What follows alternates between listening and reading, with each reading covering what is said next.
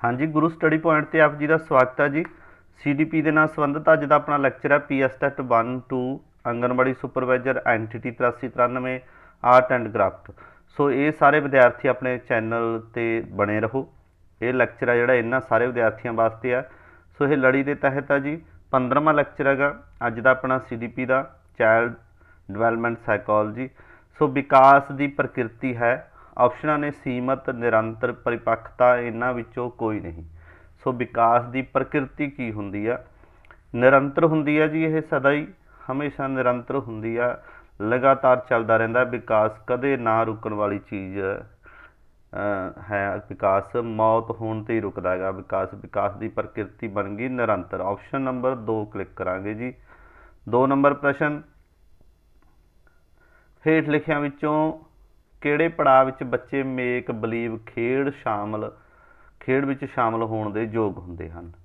ਸੋ ਪੂਰਾ ਪ੍ਰਸ਼ਨ ਪੜ੍ਹ ਸਕਦੇ ਹੋ। ਹੇਠ ਲਿਖਿਆਂ ਵਿੱਚੋਂ ਕਿਹੜੇ ਪੜਾਅ ਵਿੱਚ ਬੱਚੇ ਮੇਕ ਬਲੀਵ ਖੇਡ ਵਿੱਚ ਸ਼ਾਮਲ ਹੋਣ ਦੇ ਯੋਗ ਹੁੰਦੇ ਨੇ? ਉਪਚਾਰਕ, ਸੰਚਾਲਨਾਤਮਕ, ਠੋਸ ਸੰਚਲਨਾਤਮਕ, ਪੂਰਵ ਸੰਚਲਨਾਤਮਕ, ਸੰਵੇਦੀ ਗਤੀਕਾਰਕ। ਸੋ ਇਹ ਪਿਆਜੇ ਦੀਆਂ ਸਟੇਜਾਂ ਨੇ। ਪਹਿਲਾਂ ਤਾਂ ਇਹ ਦੇਖ ਲਓ ਜੀ, ਪੰਜਾਬੀ 'ਚ ਲਿਖੀਆਂ ਹੋਈਆਂ ਪਿਆਜੇ ਦੀਆਂ। ਇਹ ਸੰਵੇਦੀ ਹੈਗੀ ਹੈ ਜਿਹੜੀ sensory motor stage, pre operational stage, concrete formal operational stage.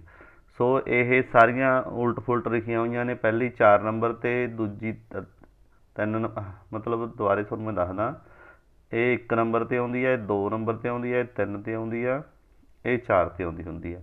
ਇਸ ਤਰ੍ਹਾਂ ਇਹਨਾਂ ਦਾ ਸਟੇਜਾਂ ਦਾ ਹੈਗਾ, ਪਿਆਜੇ ਦੀਆਂ ਸਟੇਜਾਂ ਨੇ ਜੀ ਇਹ। ਸੋ ਪ੍ਰਸ਼ਨ ਕੀ ਸੀਗਾ? ਮੇਕ ਬਲੀਵ ਖੇਡ ਵਿੱਚ ਸ਼ਾਮਲ ਹੁੰਦੇ ਨੇ। ਸੋ ਆਪਸ਼ਨ ਨੰਬਰ 3 ਸਹੀ ਹੈ ਜੀ। ਪੂਰਵ ਸੰਚਲਨਾਤਮਕ ਪ੍ਰੀ ਆਪਰੇਸ਼ਨਲ ਸਟੇਜ ਦੇ ਵਿੱਚ ਹੁੰਦਾ ਜੀ ਇਹ। ਆਪਸ਼ਨ ਨੰਬਰ 3 ਸਹੀ ਹੈ ਜੀ। ਅਗਲਾ ਪ੍ਰਸ਼ਨ ਜੀ 3 ਨੰਬਰ, ਵਿਕਾਸ ਜਾਂਦਾ ਹੈ ਸਧਾਰਨ ਤੋਂ ਵਿਸ਼ੇਸ਼ ਵੱਲ। ਆਪਾਂ ਬਹੁਤ ਵਾਰੀ ਕਰਾਤਾ ਇਹ ਤਾਂ, ਸਧਾਰਨ ਤੋਂ ਵਿਸ਼ੇਸ਼ ਵੱਲ ਹੀ ਜਾਂਦਾ ਵਿਕਾਸ। ਸਧਾਰਨ ਤੋਂ ਵਿਸ਼ੇਸ਼ ਵੱਲ। ਆਪਸ਼ਨ ਨੰਬਰ 1 ਹੀ ਉੱਤਰ ਆਊਗਾ ਇਹਦਾ। ਬੱਚਾ ਸੱਜੇ ਅਤੇ ਖੱਬੇ ਪਾਸੇ ਸਿੱਖਦਾ ਹੈ 6 ਸਾਲ ਦੀ ਉਮਰ ਵਿੱਚ, 3 ਸਾਲ ਦੀ ਉਮਰ ਵਿੱਚ, 4 ਸਾਲ ਦੀ ਉਮਰ ਵਿੱਚ, 18 ਸਾਲ ਦੀ ਉਮਰ ਵਿੱਚ। ਸੋ 4 ਸਾਲ ਦੀ ਉਮਰ ਵਿੱਚ ਮੰਨਿਆ ਗਿਆ ਜੀ ਇਹ ਬੱਚਾ ਸੱਜੇ ਤੋਂ ਖੱਬੇ ਸਿੱਖਦਾ, ਮਤਲਬ ਉਹਨੂੰ ਸਾਈਡਾਂ ਦਾ ਪਤਾ ਲੱਗਦਾ। ਬੱਚੇ ਨੂੰ ਆਪਾਂ ਸੜਕ 'ਤੇ ਲਿਜਾਂਦੇ ਨੂੰ ਬਹੁਤ ਵਾਰ ਸਮਝਾਉਂਦੇ ਹਾਂ ਵੀ ਜੇਬ ਵਾਲੇ ਪਾਸੇ ਤੁਰਨਾ ਹੁੰਦਾ, ਖੱਬੇ ਪਾਸੇ ਤੁਰਨਾ ਹੁੰਦਾ। ਫਿਰ ਮਤਲਬ ਇੱਧਰੋਂ ਸੱਜੇ ਪਾਸਿਓਂ ਚੀਜ਼ ਲੰਘਦੀ ਆ, ਤਾਂ ਉਹ ਇਹ ਖੱਬਾ ਸੱਜਾ ਨਾ 4 ਸਾਲ ਦੀ ਉਮਰ 'ਚ ਜਾ ਕੇ ਸਿੱਖਦਾ ਜੀ, ਖੱਬਾ ਸੱਜਾ ਪਾਸਾ। ਸੋ ਅਗਲਾ ਪ੍ਰਸ਼ਨ ਜੀ 5 ਨੰਬਰ, ਬਚਪਨ ਦੀਆਂ ਮੁੱਖ ਸਮੱਸਿਆਵਾਂ ਕਿਹੜੀਆਂ ਹਨ? ਸਰੀਰਕ ਵਿਕਾਸ ਦੀਆਂ ਸਮੱਸਿਆਵਾਂ, ਸਮਾਯੋਜਨ ਦੀਆਂ ਸਮੱਸਿਆਵਾਂ, ਭਾਵਨਾਵਾਂ ਅਤੇ ਸੈਕਸ ਸੰਬੰਧੀ ਸਮੱਸਿਆਵਾਂ, ਉਪਰੋਕਤ ਸਾਰੇ। ਸੋ ਬਚਪਨ ਦੇ ਵਿੱਚ ਮੁੱਖ ਸਮੱਸਿਆਵਾਂ ਪੁੱਛਿਆ ਜੀ। ਮੁੱਖ ਸਮੱਸਿਆਵਾਂ ਦੇ ਵਿੱਚ ਇਹ ਆ ਜਾਂਦੀਆਂ ਨੇ। ਆਪਸ਼ਨ ਨੰਬਰ 3 ਕਲਿੱਕ ਕਰਾਂਗੇ ਆਪਾਂ। ਭਾਵਨਾਵਾਂ ਅਤੇ ਸੈਕਸ ਸੰਬੰਧੀ ਸਮੱਸਿਆਵਾਂ, ਉਹਦੀਆਂ ਭਾਵਨਾਵਾਂ ਬਦਲਦੀਆਂ ਰਹਿੰਦੀਆਂ ਨੇ, ਅਲੱਗ-ਅਲੱਗ ਵਿਚਾਰ ਉਹਦੇ ਮਨ 'ਚ ਆਉਂਦੇ ਰਹਿੰਦੇ ਨੇ। ਸੋ ਸੈਕਸ ਦੀਆਂ ਉਲਝਣਾਂ 'ਚ ਹੁੰਦਾ ਹੈਗਾ ਉਹਨੂੰ ਪਤਾ ਨਹੀਂ ਲੱਗਦਾ ਬਚਪਨ ਦੇ ਵਿੱਚ ਬੱਚੇ ਨੂੰ। ਸੋ ਆਪਸ਼ਨ ਨੰਬਰ 3 ਸਹੀ ਹੈ ਜੀ।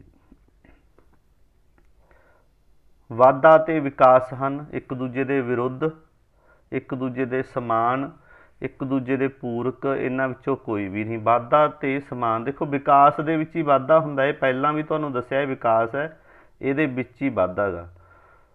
ਸੋ ਵਿਕਾਸ ਹੈ ਜਿਹੜੀ ਉਹ ਵੱਡੀ ਟਰਮ ਹੈ, ਵਾਧਾ ਛੋਟੀ ਟਰਮ ਹੈ। ਇਹ ਆਪਸ਼ਨ ਨੰਬਰ 3 ਦੇ ਨਾਲ ਜਾਵਾਂਗੇ, ਇੱਕ ਦੂਜੇ ਦੇ ਪੂਰਕ ਹੁੰਦੇ ਨੇ ਜੀ। 7 ਨੰਬਰ ਪ੍ਰਸ਼ਨ, ਬਾਲ ਵਿਕਾਸ ਡੈਸ਼ ਦਾ ਅਧਿਐਨ ਹੈ। ਬੱਚੇ ਦੇ ਵਿਵਹਾਰ ਦਾ, ਤੱਤਾਂ ਨੂੰ ਪ੍ਰਭਾਵਿਤ ਕਰਨ ਵਾਲਾ ਵਿਕਾਸ, ਬੱਚੇ ਦੇ ਵਿਕਾਸ ਦੇ ਵੱਖ-ਵੱਖ ਖੇਤਰ, ਉਪਰੋਕਤ ਸਾਰੇ ਜੀ। ਸੋ 4 ਨੰਬਰ ਆਪਸ਼ਨ ਸਹੀ ਹੈ ਜੀ। ਬੱਚੇ ਦਾ ਬਾਲ ਵਿਕਾਸ ਹੈ ਜਦੋਂ ਮਤਲਬ ਬੱਚੇ ਦਾ ਵਿਕਾਸ ਹੋ ਰਿਹਾ, ਜਦੋਂ ਉਹਦਾ ਆਪਾਂ ਅਧਿਐਨ ਕਰਦੇ ਹਾਂ, ਉਹਦੀ ਸਟੱਡੀ ਕਰਦੇ ਹਾਂ, ਉਹਦਾ ਵਿਵਹਾਰ ਦੀ ਸਟੱਡੀ ਵੀ ਕਰਾਂਗੇ। ਉਹ ਬੱਚੇ ਦੇ ਵਿਕਾਸ ਵੇਲੇ ਜਿਹੜੇ ਤੱਤਾਂ ਨੇ ਉਹਨੂੰ ਪ੍ਰਭਾਵਿਤ ਕੀਤਾ, ਉਹਨਾਂ ਦੀ ਸਟੱਡੀ ਵੀ ਕਰਾਂਗੇ। ਜਿਹੜੇ ਖੇਤਰਾਂ ਦੇ ਵਿੱਚ ਉਹਨੇ ਵਿਕਾਸ ਕੀਤਾ ਉਹਦੀ ਵੀ ਸਟੱਡੀ ਕਰਾਂਗੇ। ਸੋ ਇਹ ਸਾਰੇ ਕਾਸੇ ਦਾ ਅਧਿਐਨ ਹੈ। ਆਪਸ਼ਨ ਨੰਬਰ 4 ਸਹੀ ਹੈ ਜੀ। ਸੋ ਦੋਸਤੋ ਇਹ ਲੈਕਚਰ ਆਂਗਨਵਾੜੀ ਸੁਪਰਵਾਈਜ਼ਰ ਵਾਲਿਆਂ ਵਾਸਤੇ ਵੀ ਬਹੁਤ ਜ਼ਿਆਦਾ ਮਹੱਤਵਪੂਰਨ ਆ, ਕਿਉਂਕਿ ਤੁਹਾਡੇ ਸਿਲੇਬਸ ਦੇ ਮੁਤਾਬਕ ਲੈਕਚਰ ਨੇ ਇਹ। ਐਨਟੀਟੀ ਦੇ ਵਿੱਚ ਵੀ ਇਹ ਪ੍ਰੋਪਰ ਲਿਖੇ ਹੋਏ ਸਿਲੇਬਸ ਦੇ ਵਿੱਚ ਲਿਖਿਆ ਹੋਇਆ ਜੀ, ਅਤੇ ਪੀਐਸਟੈਟ 1 2 ਦਾ ਤਾਂ ਵਿੱਚ ਹੈਗਾ ਬਾਲ ਵਿਕਾਸ ਦਾ। ਸੋ ਇਹ ਸਾਰੇ ਕੈਂਡੀਡੇਟ ਵਾਸਤੇ ਲੈਕਚਰ ਅਤੀ ਜ਼ਰੂਰੀ ਹੈ। ਇਹ ਸਾਰੇ ਤਰ੍ਹਾਂ ਦੇ ਕੈਂਡੀਡੇਟ ਹੀ ਆਪਣੇ ਤੋਂ ਨੋਟਸ ਪ੍ਰਾਪਤ ਕਰ ਸਕਦੇ ਨੇ। ਜੇਕਰ ਲੈਣੇ ਹੋਏ ਆਪਾਂ ਅਖੀਰ ਦੇ ਵਿੱਚ ਤੁਹਾਨੂੰ ਨੰਬਰ ਲਿਖਾਵਾਂਗੇ, ਤੁਸੀਂ ਨੋਟਸ ਲੈ ਸਕਦੇ ਹੋ। PDF ਫਾਈਲਾਂ ਮਿਲਣਗੀਆਂ ਤੁਹਾਨੂੰ। 1 ਸਾਲ ਦੇ ਬੱਚੇ ਦੁਆਰਾ ਕਿੰਨੇ ਸ਼ਬਦ ਬੋਲੇ ਜਾ ਸਕਦੇ ਨੇ? 4 ਤੋਂ 5, 20, 50 ਜਾਂ 30। 1 ਸਾਲ ਦਾ ਹੀ ਬੱਚਾ ਬਸ, ਛੋਟਾ ਹੈ ਬਹੁਤ।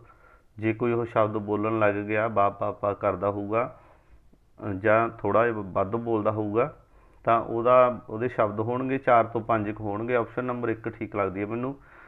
8 ਨੰਬਰ ਪ੍ਰਸ਼ਨ ਦੇ ਅਨੁਸਾਰ ਆਪਸ਼ਨ ਨੰਬਰ 1 ਹੀ ਕਲਿੱਕ ਕਰਾਂਗੇ ਜੀ। ਬਾਕੀ ਬਹੁਤ ਸਾਰੇ ਇਹ ਜਿਹੇ ਪ੍ਰਸ਼ਨਾਂ ਦੇ ਵਿੱਚ ਨਾ ਵਿਦਵਾਨਾਂ ਦੇ ਅਲੱਗ-ਅਲੱਗ ਵਿਚਾਰ ਵੀ ਹੁੰਦੇ ਨੇ। ਸੋ ਇਹਨੂੰ ਸਮੇਂ-ਸਮੇਂ 'ਤੇ ਆਪਾਂ ਠੀਕ ਕਰਦੇ ਰਹਾਂਗੇ। ਗੂਗਲ ਸਰਚ ਵੀ ਕਰ ਸਕਦੇ ਹੋ ਅਜਿਹੇ ਪ੍ਰਸ਼ਨ ਬਾਰੇ। ਸੋ 9 ਨੰਬਰ ਪ੍ਰਸ਼ਨ ਜੀ, ਇਹਨਾਂ ਵਿੱਚੋਂ ਕਿਹੜਾ ਵਿਕਾਸ ਨਾਲ ਸੰਬੰਧਿਤ ਨਹੀਂ ਹੈ ਜੀ? ਯੋਗਤਾ ਵਿੱਚ ਵਾਧਾ, ਵਿਵਹਾਰ ਵਿੱਚ ਤਬਦੀਲੀ, ਸੁਭਾਅ ਅਤੇ ਮਨੋਵਿਰਤੀ ਅਤੇ ਤਬਦੀਲੀ, ਆਕਾਰ ਵਿੱਚ ਤਬਦੀਲੀ। ਇਹਨਾਂ ਵਿੱਚੋਂ ਕਿਹੜਾ ਵਿਕਾਸ ਨਾਲ ਸੰਬੰਧਿਤ ਨਹੀਂ ਹੈ ਪੁੱਛਿਆ ਜੀ। ਵੈਰੀ ਗੁੱਡ ਪ੍ਰਸ਼ਨ ਹੈਗਾ, ਬਹੁਤ ਜ਼ਿਆਦਾ ਇੰਪੋਰਟੈਂਟ ਪ੍ਰਸ਼ਨ ਹੈ। ਯੋਗਤਾ ਦੇ ਵਿੱਚ ਵਾਧਾ ਹੋ ਜਾਣਾ ਵਿਕਾਸ ਹੁੰਦਾ ਹੈ। ਵਿਵਹਾਰ ਵਿੱਚ ਤਬਦੀਲੀ ਆ ਜਾਣੀ ਵਿਕਾਸ ਹੁੰਦਾ ਹੈ। ਸੁਭਾਅ ਅਤੇ ਮਨੋਵਿਰਤੀ ਵਿੱਚ ਤਬਦੀਲੀ, ਸੁਭਾਅ ਦੇ ਵਿੱਚ ਕੋਈ ਤਬਦੀਲੀ, ਇਹ ਕੋਈ ਵਿਕਾਸ ਨਹੀਂ ਹੁੰਦਾ। ਸੁਭਾਅ ਦੇ ਵਿੱਚ ਤਬਦੀਲੀ ਆਉਣਾ। ਆਕਾਰ ਦੇ ਵਿੱਚ ਤਬਦੀਲੀ ਆ ਜਾਣੀ, ਮਤਲਬ ਹੱਥ ਪਹਿਲਾਂ ਛੋਟੇ ਸੀ ਫਿਰ ਵੱਡੇ ਹੋ ਗਏ, ਅਤੇ ਇਸ ਤਰ੍ਹਾਂ ਇਹ ਵਿਕਾਸ ਹੈ। ਆਪਸ਼ਨ ਨੰਬਰ 3 ਸਹੀ ਹੈ ਜੀ। ਨਹੀਂ ਪੁੱਛਿਆ ਸੀ ਵੀ ਵਿਕਾਸ ਨਾਲ ਸੰਬੰਧਿਤ ਨਹੀਂ ਕਿਹੜਾ, 3 ਨੰਬਰ ਆਪਸ਼ਨ ਸਹੀ ਹੈ। ਸੁਭਾਅ ਅਤੇ ਮਨੋਵਿਰਤੀ ਕੋਈ ਵਿਕਾਸ ਨਾਲ ਸੰਬੰਧਿਤ ਗੱਲਬਾਤ ਨਹੀਂ ਹੁੰਦੀ। ਅਗਲਾ ਪ੍ਰਸ਼ਨ 10 ਨੰਬਰ ਜੀ, ਹੇਠ ਲਿਖਿਆਂ ਵਿੱਚੋਂ ਕਿਹੜਾ ਕਥਨ ਵਾਧੇ ਅਤੇ ਵਿਕਾਸ ਬਾਰੇ ਸਹੀ ਨਹੀਂ ਹੈ? ਨਹੀਂ ਪੁੱਛਿਆ ਵਾਧੇ ਅਤੇ ਵਿਕਾਸ ਬਾਰੇ। ਵਾਧਾ ਮਾਤਰਾਤਮਕ ਹੈ ਅਤੇ ਵਿਕਾਸ ਗੁਣਾਤਮਕ ਹੈ। ਵਾਧੇ ਵਿੱਚ ਢਾਂਚੇ ਵਿੱਚ ਤਬਦੀਲੀਆਂ ਸ਼ਾਮਲ ਹੁੰਦੀਆਂ ਹਨ, ਨਾ ਕਿ ਕਾਰਜ। ਕਿਸ਼ੋਰ ਅਵਸਥਾ ਤੋਂ ਵਾਧਾ ਸਰੀਰਕ ਵਾਧਾ ਹੌਲੀ ਹੋ ਜਾਂਦਾ ਹੈ।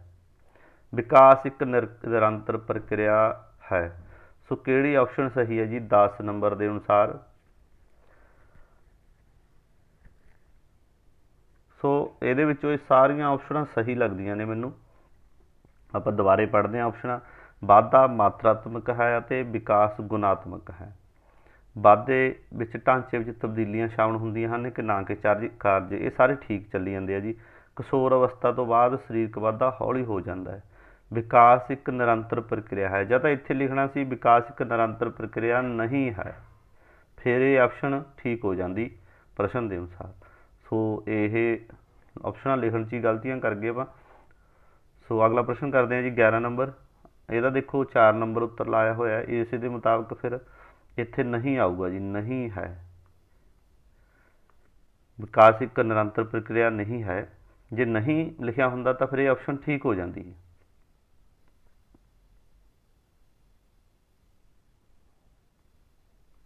ਗਿਆਰਾਂ ਨੰਬਰ ਪ੍ਰਸ਼ਨ ਜੀ, ਹੇਠ ਦਿੱਤੇ ਸਿਧਾਂਤਾਂ ਵਿੱਚੋਂ ਕਿਹੜਾ ਸਿਧਾਂਤ ਬਾਲ ਵਿਕਾਸ ਵਿੱਚ ਵਾਤਾਵਰਣਿਕ ਦੇ ਕਾਰਕਾਂ ਨੂੰ ਮਹੱਤਵ ਦਿੰਦਾ ਹੈ? ਸਮਾਜਿਕ ਸਿੱਖਣ, ਨਿਰੰਤਰਤਾ ਦਾ ਸਿਧਾਂਤ, ਅੰਤਰ ਸੰਬੰਧ ਦਾ ਸਿਧਾਂਤ, ਏਕੀਕਰਨ ਦਾ ਸਿਧਾਂਤ। ਸੋ ਆਪਸ਼ਨ ਨੰਬਰ 1 ਸਹੀ ਹੈ ਜੀ। ਸਮਾਜਿਕ ਸਿੱਖਣ ਦਾ ਸਿਧਾਂਤ ਹੈ ਜਿਹੜਾ, ਉਹੀ ਹੇਠ ਦਿੱਤੇ ਸਿਧਾਂਤਾਂ ਵਿੱਚੋਂ ਬਾਲ ਵਿਕਾਸ ਵਿੱਚ ਵਾਤਾਵਰਣਕ ਦੇ ਕਾਰਕਾਂ ਨੂੰ ਮਹੱਤਵ ਦਿੰਦਾ ਸਮਾਜਿਕ ਸਿੱਖਣ। ਆਪਸ਼ਨ ਨੰਬਰ 1 ਸਹੀ ਹੈ ਜੀ। ਅਗਲਾ ਪ੍ਰਸ਼ਨ ਜੀ 12 ਨੰਬਰ। ਸੋ ਦੋਸਤੋ 25 ਨੰਬਰ ਪ੍ਰਸ਼ਨ ਲੈ ਕੇ ਆਏ ਆਪਾਂ ਇਸ ਲੈਕਚਰ ਦੇ ਵਿੱਚ। ਜੁੜੇ ਰਹੋ, ਅਖੀਰ ਤੱਕ ਦੇਖਿਓ ਲੈਕਚਰ ਨੂੰ। ਵਿਕਾਸ ਦੀ ਦਿਸ਼ਾ ਹੈ, ਸਥਿਰ ਹੁੰਦੀ ਹੈ, ਅਨਿਸ਼ਚਿਤ ਹੁੰਦੀ ਹੈ, ਦੋਵੇਂ ਉਪਰੋਕਤ ਵਿੱਚੋਂ ਕੋਈ ਵੀ ਨਹੀਂ। ਸੋ 12 ਨੰਬਰ ਦੇ ਅਨੁਸਾਰ ਵਿਕਾਸ ਦੀ ਦਿਸ਼ਾ ਜਿਹੜੀ ਹਮੇਸ਼ਾ ਸਥਿਰ ਹੁੰਦੀ ਹੈ ਜੀ। ਅਗਲਾ ਪ੍ਰਸ਼ਨ ਜੀ 13 ਨੰਬਰ।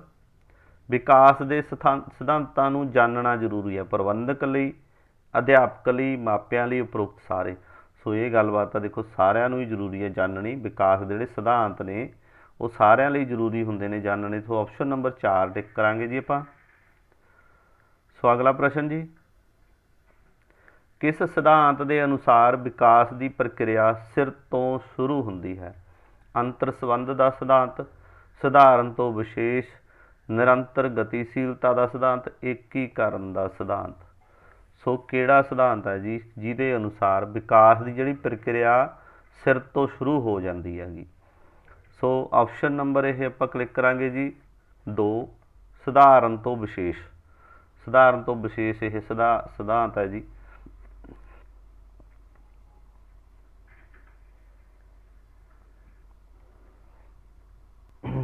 ਹਾਂਜੀ, ਸਧਾਰਨ ਤੋਂ ਵਿਸ਼ੇਸ਼ ਜਿਹੜਾ ਸਿਧਾਂਤ ਹੈਗਾ ਗਾ ਵੀ ਇਹ ਗੱਲ ਕਿਵੇਂ ਮੰਨੀ ਗਈ ਆ ਵੀ ਜਿਹੜਾ ਵਿਕਾਸ ਹੈ ਉਹ ਸਿਰ ਤੋਂ ਸ਼ੁਰੂ ਹੁੰਦਾ ਹੈ, ਉਹ ਇਸੇ ਕਰਕੇ ਵੀ ਪਹਿਲਾਂ ਸਧਾਰਨ ਚੀਜ਼ ਦਾ ਜਿਹੜਾ ਹੈਗਾ ਉਹ ਗਰੋਥ ਹੁੰਦੀ ਆ, ਫਿਰ ਹੀ ਵਿਸ਼ੇਸ਼ ਚੀਜ਼ਾਂ ਵੱਲ ਜਾਂਦਾ। ਸੋ ਤਾਂ ਇਹ ਸਿਰ ਤੋਂ ਮੰਨਿਆ ਜਾਂਦਾ। ਸਧਾਰਨ ਤੋਂ ਵਿਸ਼ੇਸ਼ ਟਰਮ ਦੇ ਨਾਲ ਜੁੜਦੀ ਆ ਕਿ ਗੱਲ। ਆਪਸ਼ਨ ਨੰਬਰ 2 ਟਿਕ ਕਰ ਦਿਓ। 15 ਨੰਬਰ ਪ੍ਰਸ਼ਨ, ਵਿਕਾਸ ਇੱਕ ਨਿਰੰਤਰ ਪ੍ਰਕਿਰਿਆ ਹੈ ਜਿਸ ਵਿੱਚ ਸਿੱਖਿਆ ਹੈ ਅਸੀਮਤ, ਜ਼ਰੂਰੀ, ਬਹੁਤ ਜ਼ਰੂਰੀ, ਇਹਨਾਂ ਵਿੱਚੋਂ ਕੋਈ ਵੀ ਨਹੀਂ। 1 ਨੰਬਰ ਆਪਸ਼ਨ ਸਹੀ ਹੈ ਜੀ, ਅਸੀਮਤ। ਵਿਕਾਸ ਇੱਕ ਨਿਰੰਤਰ ਪ੍ਰਕਿਰਿਆ ਹੈ ਜਿਸ ਵਿੱਚੋਂ ਸਿੱਖਿਆ ਹੈ, ਬਹੁਤ ਕੁਝ ਸਿੱਖਿਆ ਹੈ, ਇਹਦੇ ਵਿੱਚ ਅਸੀਮਤ ਸਿੱਖਿਆ ਜਾਂਦਾ ਹੈ। 16 ਨੰਬਰ ਪ੍ਰਸ਼ਨ, ਗੁਣਾਤਮਕ ਅਤੇ ਮਾਤਰਾਤਮਕ ਤਬਦੀਲੀਆਂ ਕੀ ਹਨ? ਵਾਧਾ, ਵਿਕਾਸ, ਨਿਯੰਤਰਣ, ਸਮਾਜਿਕ ਵਿਕਾਸ। ਸੋ ਆਪਸ਼ਨ ਨੰਬਰ 2 ਜੀ, ਵਿਕਾਸ। ਗੁਣਾਤਮਕ ਅਤੇ ਮਾਤਰਾਤਮਕ ਤਬਦੀਲੀਆਂ ਕੀ ਹਨ? ਵਿਕਾਸ ਦੇ ਨਾਲ ਜੁੜੀਆਂ ਹੋਈਆਂ ਨੇ ਜੀ। ਆਪਸ਼ਨ ਨੰਬਰ 2 ਸਹੀ ਹੈ। 17 ਨੰਬਰ ਪ੍ਰਸ਼ਨ, ਵਿਕਾਸ ਦੀ ਸਮਰੱਥਾ ਡੈਸ਼ ਤੇ ਨਿਰਭਰ ਕਰਦੀ ਆ। ਬੱਚੇ ਦੀ ਸਮਰੱਥਾ ਡੈਸ਼ ਤੇ ਨਿਰਭਰ ਕਰਦੀ ਹੈ? ਵਿਕਾਸ ਤੇ, ਵਾਧਾ ਤੇ, ਵਿਕਾਸ ਦੋਵਾਂ ਤੇ, ਵਾਧੇ ਤੇ ਇਕੱਲੇ ਤੇ, ਇਹਨਾਂ ਵਿੱਚੋਂ ਕੋਈ ਵੀ ਨਹੀਂ। ਸੋ ਦੇਖੋ ਸਾਰੀਆਂ ਆਪਸ਼ਨਾਂ ਵਧੀਆ ਵਧੀਆ ਲੱਗੀ ਜਾਂਦੀਆਂ ਨੇ, ਕਿਹੜੀ ਆਪਸ਼ਨ ਟਿਕ ਕਰਾਂਗੇ? ਸੋ ਦਿਮਾਗ ਨਾਲ ਸੋਚ ਸਮਝ ਕੇ ਆਪਸ਼ਨ ਕੱਢਣੀ ਹੈ ਵੀ ਬੱਚੇ ਦੀ ਜਿਹੜੀ ਸਮਰੱਥਾ ਹੈ ਉਹ ਡੈਸ਼ ਤੇ ਨਿਰਭਰ ਕਰਦੀ ਹੈ, ਕਿਹੜੀ ਆਪਸ਼ਨ ਇਹਨਾਂ ਦੇ ਵਿੱਚੋਂ ਸਹੀ ਹੋਊਗੀ। ਦੋਨੇ ਚੀਜ਼ਾਂ ਹੀ ਜ਼ਰੂਰੀ ਨੇ ਜੀ, ਵਾਧਾ ਵੀ ਜ਼ਰੂਰੀ ਹੈ, ਵਿਕਾਸ ਵੀ ਜ਼ਰੂਰੀ ਹੈ। ਹੁਣ ਵਾਧਾ ਮੰਨ ਲਓ ਬੱਚਾ ਛੋਟਾ ਜਿਹਾ, ਜੇ ਇਹ ਬੱਚਾ ਛੋਟਾ ਜਿਹੀ ਰਿਹਾ, ਵਿਕਾਸ ਇਹਦਾ ਬਹੁਤ ਹੋ ਗਿਆ, ਮਤਲਬ ਵਿਕਾਸ ਉਹਨਾਂ ਕੁ ਵਿਕਾਸ ਉਸ ਗੱਲ ਨੂੰ ਕਹਿ ਲਓ ਆਪਾਂ ਵੀ ਉਹ ਬੋਲਣ ਸਿੱਖ ਗਿਆ, ਛੋਟਾ ਜਿਹੀ ਤੁਰਨ ਸਿੱਖ ਗਿਆ, ਭੱਜਿਆ ਜਾਂਦਾ ਹੈ ਅਤੇ ਦਿਮਾਗ ਬਹੁਤ ਤੇਜ਼ ਹੋ ਗਿਆ, ਪਰ ਉਹਦਾ ਵਾਧਾ ਨਾ ਹੋਇਆ, ਉਹਦੇ ਸਰੀਰਕ ਅੰਗਾਂ ਦਾ ਵਾਧਾ ਨਾ ਹੋਇਆ, ਫਿਰ ਵੀ ਪ੍ਰੋਬਲਮ ਆ ਜੂ। ਜਿਹਦੀ ਬੱਚੇ ਦੀ ਪੂਰੀ ਸਮਰੱਥਾ ਹੈ, ਜਿਹੜੀ ਪ੍ਰੋਪਰ ਇਨਸਾਨ ਬਣਨਾ ਉਹਨੇ, ਉਹ ਵਾਧਾ ਅਤੇ ਵਿਕਾਸ ਦੋਨੇ ਜ਼ਰੂਰੀ ਹੈ। ਆਪਸ਼ਨ ਨੰਬਰ 2 ਸਹੀ ਹੈ ਜੀ। 18 ਨੰਬਰ ਪ੍ਰਸ਼ਨ, ਸਮੇਂ ਅਨੁਸਾਰ ਵਿਕਾਸ ਕਿਹੜੀਆਂ ਤਬਦੀਲੀਆਂ ਨਾਲ ਸੰਬੰਧਿਤ ਹੈ? ਆਕਾਰ ਨਾਲ, ਮੁੱਲ ਨਾਲ, ਤਰਤੀਬ ਨਾਲ, ਉਪਰੋਕਤ ਸਾਰੇ। ਸਮੇਂ ਅਨੁਸਾਰ ਵਿਕਾਸ ਕਿਹੜੀਆਂ ਤਬਦੀਲੀਆਂ ਨਾਲ ਸੰਬੰਧਿਤ ਹੈ ਜੀ? ਉਪਰੋਕਤ ਸਾਰੇ ਆਪਸ਼ਨ ਆਊਗੀ। ਆਕਾਰ ਵੀ ਜ਼ਰੂਰੀ ਹੈ, ਮੁੱਲ ਵੀ ਜ਼ਰੂਰੀ ਹੈ, ਤਰਤੀਬ ਵੀ ਜ਼ਰੂਰੀ ਹੈ ਜੀ। ਆਪਸ਼ਨ ਨੰਬਰ 4 ਸਹੀ ਜੀ। 19 ਨੰਬਰ ਪ੍ਰਸ਼ਨ, ਸੋ ਇਹਦਾ ਉੱਤਰ ਤੁਹਾਨੂੰ ਦਿਖ ਹੀ ਗਿਆ ਇੱਥੇ। ਹੇਠ ਲਿਖਿਆਂ ਵਿੱਚੋਂ ਕਿਹੜਾ ਵਿਕਾਸ ਨੂੰ ਪ੍ਰਭਾਵਿਤ ਕਰਦਾ ਹੈ ਜੀ? ਸਾਰੇ। ਆਪਸ਼ਨ ਨੰਬਰ 4 ਸਾਰੇ। ਪਰਿਵਾਰ ਵੀ ਪ੍ਰਭਾਵਿਤ ਕਰਦਾ ਹੈ ਵਿਕਾਸ ਨੂੰ, ਸਮਾਜ ਵੀ ਪ੍ਰਭਾਵਿਤ ਕਰਦਾ, ਸਕੂਲ ਵੀ ਪ੍ਰਭਾਵਿਤ ਕਰਦਾ। ਆਪਸ਼ਨ ਨੰਬਰ 4 ਸਹੀ ਹੈ ਜੀ। ਸੋ 20 ਨੰਬਰ ਪ੍ਰਸ਼ਨ, ਬੱਚੇ ਦੇ ਜੀਵਨ ਦੀ ਨੀਂਹ ਕਿਸ ਪੜਾਅ 'ਤੇ ਰੱਖੀ ਜਾਂਦੀ ਹੈ? ਸ਼ਿਸ਼ੂ ਅਵਸਥਾ 'ਚ, ਬਚਪਨ ਦੀ ਅਵਸਥਾ 'ਚ, ਆਖਰੀ ਅਵਸਥਾ 'ਚ, ਕਿਸ਼ੋਰ ਅਵਸਥਾ ਦੇ ਵਿੱਚ। ਸ਼ਿਸ਼ੂ ਦੇ ਜੀਵਨ ਦੀ ਨੀਂਹ ਰੱਖਣੀ ਆ ਆਪਾਂ, ਉਹਦਾ ਜੀਵਨ ਸ਼ੁਰੂ ਹੋ ਗਿਆ, ਮੰਨ ਲਓ ਉੱਥੋਂ ਪਹਿਲਾਂ ਉਹ ਬਿਲਕੁਲ ਸ਼ਿਸ਼ੂ ਹੈ, ਫਿਰ ਉਹ ਜੀਵਨ ਅੱਗੇ ਵਧਣ ਲੱਗ ਗਿਆ, ਅੱਗੇ ਸ਼ੁਰੂ ਹੋ ਗਿਆ, ਸ਼ਿਸ਼ੂ ਅਵਸਥਾ ਦੇ ਨਾਲ ਹੀ ਜਾਵਾਂਗੇ। ਆਪਸ਼ਨ ਨੰਬਰ 1 ਦੇ ਨਾਲ ਹੀ ਜਾਵਾਂਗੇ ਜੀ। ਅਗਲਾ ਪ੍ਰਸ਼ਨ ਜੀ 22 ਨੰਬਰ, ਹੇਠ ਲਿਖਿਆਂ ਵਿੱਚੋਂ ਕਿਹੜਾ ਇੱਕ ਸਹੀ ਕਥਨ ਹੈ ਜੋ ਬੱਚੇ ਦੇ ਵਿਕਾਸ ਦੇ ਸੈਫਾਕੋਡਲ ਸਿਧਾਂਤ ਨਾਲ ਸੰਬੰਧਿਤ ਹੈ? ਸਫੈਲੋਕੋਡਲ ਵੀ ਬੋਲ ਦਿੰਦੇ ਆ, ਸਫੈਲੋਕੋਡਲ ਵੀ ਬੋਲ ਦਿੰਦੇ ਆ, ਸੈਫਾਕੋਡਲ ਵੀ ਲਿਖਿਆ ਜਾਂਦਾ। ਸੋ ਇਹ ਕਿਹੜੇ ਸਿਧਾਂਤ ਨਾਲ ਸੰਬੰਧਿਤ? ਸੈਫਾਕੋਡਲ ਦੇ ਸਿਧਾਂਤ ਨਾਲ ਸੰਬੰਧਿਤ ਹੈ। ਕਿਹੜੀ ਟਰਮ? ਵਿਕਾਸ ਸਿਰ ਤੋਂ ਪੈਰ ਵੱਲ ਜਾਂਦਾ ਹੈ, ਵਿਕਾਸ ਪੈਰ ਤੋਂ ਸਿਰ ਵੱਲ ਜਾਂਦਾ ਹੈ, ਵਿਕਾਸ ਮੱਧ ਤੋਂ ਲੈ ਕੇ ਘੇਰੇ ਵੱਲ ਜਾਂਦਾ ਹੈ। ਇਹਨਾਂ ਵਿੱਚੋਂ ਕੋਈ ਨਹੀਂ। ਸੋ ਆਪਸ਼ਨ ਨੰਬਰ 1 ਸਹੀ ਹੈ ਜੀ। ਆਪਾਂ ਪਿੱਛੇ ਕਰਕੇ ਆਏ ਹਾਂ ਇਹੀ ਪ੍ਰਸ਼ਨ, ਜੇ ਤੁਹਾਨੂੰ ਯਾਦ ਹੋਵੇ ਵਿਕਾਸ ਸਿਰ ਤੋਂ ਸ਼ੁਰੂ ਹੁੰਦਾ ਹੈ। ਉਹ ਪ੍ਰਸ਼ਨ ਇੱਦਾਂ ਸੀ ਵੀ ਇਹ ਕਿਉਂ ਹੈ? ਉਹਦਾ ਕਾਰਨ ਇਹ ਸੀ ਵੀ ਵਿਸ਼ੇਸ਼ ਸਧਾਰਨ ਤੋਂ ਵਿਸ਼ੇਸ਼ ਵੱਲ ਵਿਕਾਸ ਹੁੰਦਾ ਹੈ। ਤਾਂ ਹੁਣ ਇੱਥੇ ਪ੍ਰਸ਼ਨ ਥੋੜ੍ਹਾ ਬਦਲ ਗਿਆ, ਇਹਨੂੰ ਜਿਹੜਾ ਵਿਕਾਸ ਇਸ ਤਰ੍ਹਾਂ ਹੁੰਦਾ ਹੈ ਇਹਨੂੰ ਸਫੈਲੋਕੋਡਲ ਬੋਲਿਆ ਜਾਂਦਾ ਹੈ, ਸੇਫਾਕੋਡਲ ਜਿਵੇਂ ਇੱਥੇ ਲਿਖਿਆ ਹੋਇਆ। ਸੋ ਆਪਸ਼ਨ ਨੰਬਰ 1 ਸਹੀ ਹੈ ਜੀ। 23 ਨੰਬਰ ਪ੍ਰਸ਼ਨ ਜੀ, ਬੱਚੇ ਦਾ ਵਿਕਾਸ ਡੈਸ਼ 'ਤੇ ਨਿਰਭਰ ਕਰਦਾ ਹੈ? ਮਾਪਿਆਂ 'ਤੇ, ਸਕੂਲ 'ਤੇ, ਸਮਾਜ 'ਤੇ, ਉਪਰੋਕਤ ਸਾਰੇ। ਬੱਚਾ ਕਿਵੇਂ ਵਿਕਾਸ ਕਰੂਗਾ? ਇਹਨਾਂ ਦੇ ਵਿੱਚੋਂ ਕੌਣ ਸਹੀ ਹੈ ਉਹਦੇ ਵਾਸਤੇ ਵੀ ਬੱਚਾ ਵਿਕਾਸ ਕਰੇ? ਸਾਰੇ ਸਹੀ ਨੇ ਜੀ। ਉਪਰੋਕਤ ਸਾਰੇ। ਮਾਪੇ ਜ਼ਰੂਰੀ ਨੇ, ਸਕੂਲ, ਸਮਾਜ। ਜੇ ਬੱਚੇ ਨੂੰ ਆਪਾਂ ਮਾਪੇ ਅਤੇ ਸਕੂਲ ਤੱਕ ਸੀਮਿਤ ਰੱਖਾਂਗੇ, ਸਮਾਜ 'ਚ ਨਹੀਂ ਲੈ ਕੇ ਜਾਵਾਂਗੇ, ਫਿਰ ਵੀ ਬੱਚੇ ਦਾ ਵਿਕਾਸ ਨਹੀਂ ਹੁੰਦਾ। ਸੋ ਸਾਰੀਆਂ ਗੱਲਾਂ ਜ਼ਰੂਰੀਆਂ ਨੇ ਬੱਚੇ ਦੇ ਵਿਕਾਸ ਵਾਸਤੇ। ਸੋ ਅਗਲਾ ਪ੍ਰਸ਼ਨ ਜੀ 24 ਨੰਬਰ, ਸਰਵਪੱਖੀ ਵਿਕਾਸ ਲਈ ਜ਼ਰੂਰੀ ਹੈ ਸਿਹਤਮੰਦ ਵਾਤਾਵਰਨ, ਸਿਹਤਮੰਦ ਪਰਿਵਾਰ, ਚੰਗਾ ਸਮਾਜ, ਉਪਰੋਕਤ ਸਾਰੇ। ਆਪਸ਼ਨ ਨੰਬਰ ਵੀ ਦਿਖ ਗਈ ਤੁਹਾਨੂੰ, ਸਾਰੀਆਂ ਆਪਸ਼ਨਾਂ ਸਹੀ ਨੇ ਜੀ। ਦੇਖ ਲਓ, ਦੁਬਾਰੇ ਪੜ੍ਹ ਲਓ ਪ੍ਰਸ਼ਨ ਨੂੰ। ਸਰਵਪੱਖੀ ਵਿਕਾਸ, ਸਾਰੇ ਪੱਖਾਂ ਤੋਂ ਵਿਕਾਸ ਹੋ ਜਾਣਾ ਮਨੁੱਖ ਦਾ, ਬੱਚੇ ਦਾ, ਹੈ ਨਾ। ਉਹ ਸਰਬਪੱਖੀ ਵਿਕਾਸ ਦੇ ਲਈ ਇਹ ਜ਼ਰੂਰੀ ਹੁੰਦੀਆਂ ਨੇ। ਸਿਹਤਮੰਦ ਵਾਤਾਵਰਨ ਹੋਵੇ, ਸਿਹਤਮੰਦ ਹੀ ਪਰਿਵਾਰ ਹੋਵੇ, ਚੰਗਾ ਸਮਾਜ ਹੋਵੇ। ਉਪਰੋਕਤ ਸਾਰੀਆਂ ਆਪਸ਼ਨਾਂ ਸਹੀ ਨੇ। 25 ਨੰਬਰ ਪ੍ਰਸ਼ਨ ਅੱਜ ਦੇ ਵੀਡੀਓ ਲੈਕਚਰ ਦਾ ਆਖਰੀ ਪ੍ਰਸ਼ਨ ਹੈ। ਅਖੀਰ ਦੇ ਵਿੱਚ ਤੁਸੀਂ ਨੋਟਸ ਕਿਵੇਂ ਲੈਣੇ ਨੇ ਆਪਾਂ ਉਹ ਵੀ ਦੱਸਾਂਗੇ। 25 ਨੰਬਰ ਪ੍ਰਸ਼ਨ ਕਰ ਲਈਏ। ਬੱਚੇ ਦੇ ਵਿਕਾਸ ਲਈ ਸਭ ਤੋਂ ਮਹੱਤਵਪੂਰਨ ਕੀ ਹੈ? ਪਰਿਵਾਰ, ਸਕੂਲ, ਸਮਾਜ, ਉਪਰੋਕਤ ਸਾਰੇ। ਹੁਣ ਦੇਖੋ ਬੜਾ ਸੌਖਾ, ਇਦੋਂ ਸੌਖਾ ਪ੍ਰਸ਼ਨ ਕੋਈ ਆ ਹੀ ਨਹੀਂ ਸਕਦਾ, ਪਰ ਇਹ ਸਾਨੂੰ ਉਲਝਾ ਜ਼ਰੂਰ ਰਿਹਾ। ਇਹ ਸਾਡਾ ਗਲਤ ਹੋ ਸਕਦਾ ਹੈ। ਇਹ ਪ੍ਰਸ਼ਨ ਗਲਤ ਹੋਣ ਦੇ 99% ਚਾਂਸ ਬਣੇ ਪਏ ਨੇ ਸਾਡੇ ਦਿਮਾਗ ਮੁਤਾਬਕ, ਜੇ ਅਸੀਂ ਪੜ੍ਹਿਆ ਨਹੀਂ ਹੈਗਾ। ਬੱਚੇ ਦੇ ਵਿਕਾਸ ਲਈ ਸਭ ਤੋਂ ਮਹੱਤਵਪੂਰਨ ਕੀ ਆ? ਹੁਣ ਸਾਨੂੰ ਤਾਂ ਸਾਰੀਆਂ ਗੱਲਾਂ ਮਹੱਤਵਪੂਰਨ ਲੱਗੀ ਜਾਂਦੀਆਂ ਨੇ, ਪਰ ਕਈ ਵਾਰ ਕਿਸੇ ਨੂੰ ਐਂ ਲੱਗੂਗਾ ਵੀ ਪਰਿਵਾਰ ਹੀ ਸਾਰਿਆਂ ਤੋਂ ਵੱਧ ਮਹੱਤਵਪੂਰਨ ਹੈ, ਬਾਕੀ ਤਾਂ ਬਾਅਦ ਦੀਆਂ ਗੱਲਾਂ ਨੇ। ਨੋ, ਇਹ ਸਾਰੀਆਂ ਗੱਲਾਂ ਹੀ ਮਹੱਤਵਪੂਰਨ ਨੇ। ਆਪਸ਼ਨ ਨੰਬਰ 4 ਸਹੀ ਹੈ ਜੀ। ਬੱਚੇ ਦੇ ਵਿਕਾਸ ਲਈ ਸਭ ਤੋਂ ਮਹੱਤਵਪੂਰਨ ਹੁੰਦਾ ਜਿਹੜਾ ਉਹ ਉਪਰੋਕਤ ਸਾਰੇ ਹੁੰਦੇ ਨੇ। ਪਰਿਵਾਰ ਵੀ ਹੁੰਦਾ, ਸਕੂਲ ਵੀ ਹੁੰਦਾ, ਸਮਾਜ ਵੀ ਹੁੰਦਾ। ਸੋ ਕਈ ਵਾਰ ਲੈਕਚਰ ਸੌਖਾ ਨਾ ਸਮਝਿਆ ਕਰੋ। ਹਰ ਲੈਕਚਰ ਦੇ ਵਿੱਚ ਬਹੁਤ ਸਾਰੀਆਂ ਇੰਪੋਰਟੈਂਟ ਗੱਲਾਂ ਮਿਲਦੀਆਂ ਤੁਹਾਨੂੰ ਸਿੱਖਣ ਨੂੰ। ਇਹੀ ਤੁਹਾਡੀ ਸਮਝ ਬਣਾਉਣੀ ਹੈ। ਆਂਗਣਵਾੜੀ ਸੁਪਰਵਾਈਜ਼ਰ ਵਾਲੇ, ਪੀਐਸਟੈਟ ਵਾਲੇ ਅਤੇ ਐਨਟੀਟੀ ਵਾਲੇ, ਇਹ ਕੋਈ ਡਿੱਟੋ ਪ੍ਰਸ਼ਨ ਨਹੀਂ ਆਉਂਦੇ ਹੁੰਦੇ। ਜਿਹੜਾ ਮੈਂ ਪ੍ਰਸ਼ਨ ਇਹ ਕਰਵਾਤਾ ਇਹਦਾ ਮਤਲਬ ਇਹ ਨਹੀਂ ਹੁੰਦਾ ਵੀ ਇਹੀ ਪ੍ਰਸ਼ਨ ਆ ਜਾਣਗੇ।